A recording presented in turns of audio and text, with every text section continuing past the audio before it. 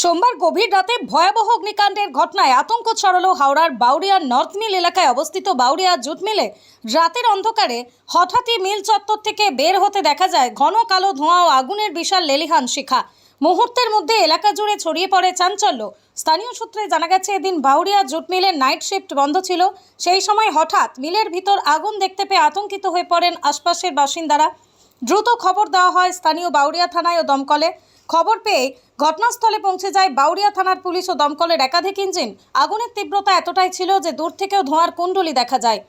দীর্ঘক্ষণ ধরে দমকল কর্মীদের চেষ্টার পরেও মঙ্গলবার সকাল 9টা পর্যন্ত পুরোপুরি নিয়ন্ত্রণে আসেনি মিলের এই আগুন। তবে কিভাবে এই অগ্নিকাণ্ডের সূত্রপাত তা এখনও স্পষ্ট নয়।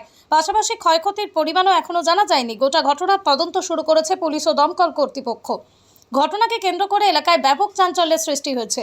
এদিকে ওই মিলের শ্রমিক তথা national union of jute textile works এর সাধারণ সম্পাদক রাজীব আলী লস্কর বলেন, এত বড় আগুন অতীতে ঘটেনি। আগুনের জেরে ক্ষতিগ্রস্ত হয়েছে গোডাউনে মজুদ পাটের পণ্য।